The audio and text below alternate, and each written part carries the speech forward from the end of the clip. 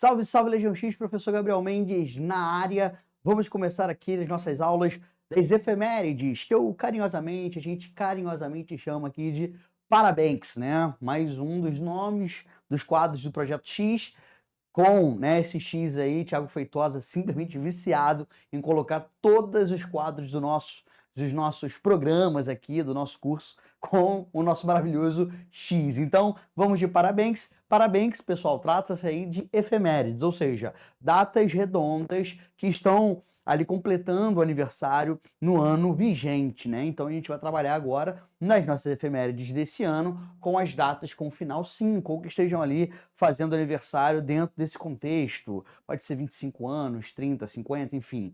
A ideia é a gente trabalhar com essas datas, é claro, pegando o recorte da UERJ. Afinal de contas, esse curso ele é muito interessante aqui para a UERJ, justamente porque a UERJ tem dentro do seu histórico, nos exames de qualificação e também até nas discursivas, cobrar alguma data comemorativa, beleza? Então a gente vai começar com a data dentro dessa lógica de recorte da UERJ, que é a idade contemporânea, né? Pegando uma datinha ali do século XIX, 1805, Batalha de Austerlitz. Aí você já deu aquele 360 mental, falou, ferrou, não sabia que eu estava fazendo uma prova para concurso militar, né? Concurso militar geralmente tem essa característica, mas calma, meu jovem gafanhoto do Apocalipse. Não é que você vai ter que lembrar os meandros, né, da Batalha de Austerlitz no contexto da Era Napoleônica. É muito mais. A ideia da efeméride, e até mesmo como a UERJ cobra, não é a questão factual em si, mas a partir deste fato, a partir deste evento que está ali fazendo aniversário, entre aspas, trazer algum tipo de debate ou discussão. Tranquilo? Beleza? Então vamos aí passar o nosso maravilhoso slide. Vamos que vamos. Ó, qual é o contexto? Primeiro, uma batalha que vai acontecer bem no finalzinho de 1805, ali no dia 2 de dezembro de 1805, e a gente está falando da campanha iniciada ali pelo Napoleão Bonaparte. Portanto, estamos na era napoleônica. Inclusive, essa batalha foi até reproduzida no filme de Napoleão aí de Ridley Scott, um filme horroroso, né, para o historiador. É um negócio de sangrar os olhos, assim, um negócio desesperador. Tu sente vontade de ficar bicando, chutando, socando a cadeira à sua frente, imaginando o seu diretor do filme, né? Mas do que a gente vai esperar de uma pessoa que fez Gladiador 2, não é verdade? Então esse é o Ridley Scott, mas ele tem um cuidado ali em retratar esta batalha, porque de fato a Batalha de Austerlitz é um momento importante. Primeiro para mostrar todo o potencial, né, toda a força das tropas napoleônicas, da estratégia militar, e também foi um momento importante porque marcou o fim do Sacro Império Romano Germânico, que havia durado 1000 anos, né? O primeiro Reich, se você gosta de lembrar de história. Então o nosso amigo Napoleão foi responsável pela desagregação. A gente vai ter a formação da chamada Confederação Germânica naquela região com o fim do Sacro Império Romano Germânico.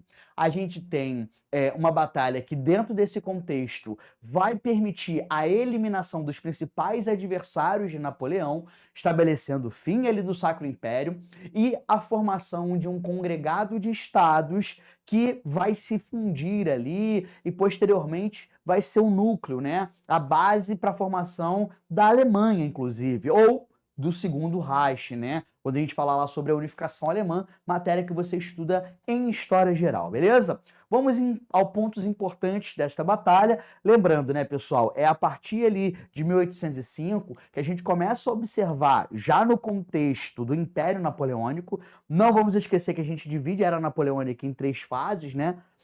O consulado, o império e o governo dos 100 dias, e a expansão napoleônica acontece no império, logo depois daquele belo, singelo movimento de Napoleão Bonaparte, quando ele se autocoroou, tá? Em novembro de 1805, a gente vai ver o avanço de Napoleão pela Europa Central, tomando a cidade de Viena, né, hoje capital da Áustria. A partir daí, ele passa a perseguir as forças russas e da Áustria. Você sabe, né? Só em 1807 que a gente vai ter a Paz de Tilsit sendo assinado entre Napoleão Bonaparte e o czar Alexander I, russo, mas até ali a gente vai ver um conflito. mesmo que depois você saiba muito bem, os russos acabam ali descumprindo o bloqueio continental, que foi imposto depois da Batalha de Austerlitz, já em 1806, e a partir daí que a gente vai ter o avanço de Napoleão para a Europa Oriental, chegando, obviamente, ao continente asiático, onde está a mãe Rússia, e lá começa o fim de Napoleão Bonaparte, tá?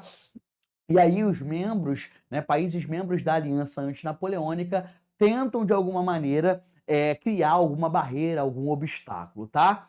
Na cidade de Austerlitz, hoje Slakov, no sudoeste da República Tcheca, Napoleão então monta uma armadilha, ele organiza seu exército com a ideia de que, famosa finta no futebol, né? Fiz que fui, acabei, não acabei, né? Como diria o poeta Denilson, fundo muito bem, né? Os rivais, então, acabam caindo na armadilha e, em relação à estratégia militar, sabemos muito bem do quanto Napoleão é reconhecido, né? Pela sagacidade, cometeu o erro, né, da invasão à Rússia, por mais que a gente não possa esquecer que ele tenha sido coroado dentro do Palácio de Inverno lá em Moscou, lá em São Petersburgo, né? E ele perde justamente porque acreditou tanto que aquilo ali demarcaria de fato a sua vitória definitiva pela Europa, que não, né, a conseguiu conceber que era possível ter uma reação contra ele, mas, né, de que seu exército teria extremamente ali ficaria extremamente combalido após essa expedição. Bom, Napoleão, então, junto com o seu Marechal Davout, com cerca de 7 mil homens de Viena, marcharam 110 quilômetros em 48 horas, tá? Isso também era uma característica de Napoleão Bonaparte, e aí eu vou abrir esse adendo aqui para te ajudar, né? Isso, inclusive, foi algo que depois, no século seguinte, um tal de Adolf Hitler, inclusive copiou, né, essa questão de um avanço rápido, que no contexto nazista a gente vai chamar de Blitzkrieg, tá? Quando a gente percebe, né, essa ação e o destroçamento ali da ala direita do exército francês, a gente percebe que as tropas de Davout estavam prontas e barram o ataque ali das forças antinapoleônicas. Enquanto isso, Napoleão pega russos e austríacos no contrapé, ordena uma ofensiva ao centro de linha inimiga, dividindo as duas e assim, obviamente, conseguindo efetuar uma vitória que vai se tornar um grande símbolo do poderio militar de Napoleão.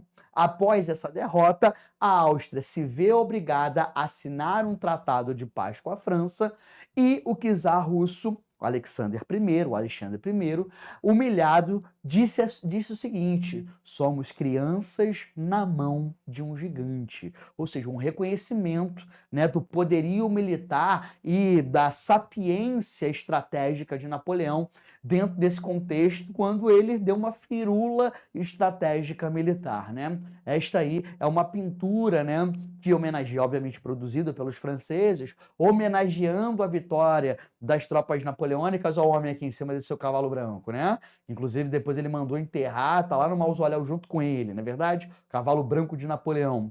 E essa imagem retrata aí a maravilhosa Batalha de Austerlitz.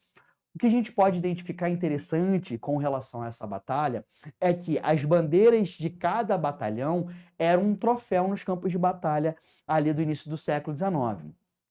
Quando uma unidade perdia seu estandarte, caía em vergonha, era sinal de que havia levado uma surra enorme.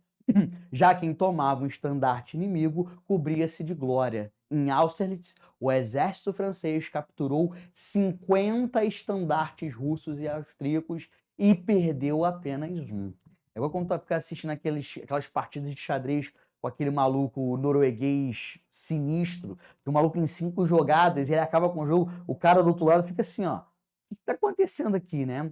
E também existe um evento, né, significativo na Batalha de Austerlitz, que foi o fogo no gelo.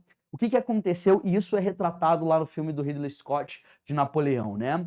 Um dos grandes trunfos de Napoleão sempre foi a sua artilharia, que obviamente tinha uma ação muito forte, rápida e assertiva, né? Os canhões do Império Francês, que eram manejados por soldados de elite, eram precisos e se moviam com mais agilidade do que os rivais. Lá em Austerlitz, a artilharia foi essencial para conter o ataque contra o flanco direito dos franceses. O que vai acontecer é que muitos soldados tentaram fugir diante desse contexto, né? E aí os soldados russos fugindo corriam sobre um lago congelado e Napoleão ordenou que os canhões atirassem no gelo. Já não bastava tu estar correndo, tu ainda vai ter que fugir das bolas dos canhões, não cair naquele lago congelado e lá ficar como Jack em Titanic, né, filho?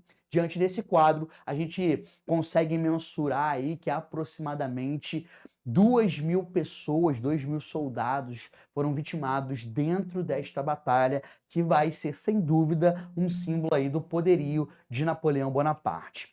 Em 2005, 200 anos depois da batalha, né, tropas francesas, russas e austríacas voltaram à região, hoje ali pacatas cidades em Slakov, Savorana e Bran, lá na atual República Tcheca, e fizeram ali uma remontagem histórica, né, dessa batalha.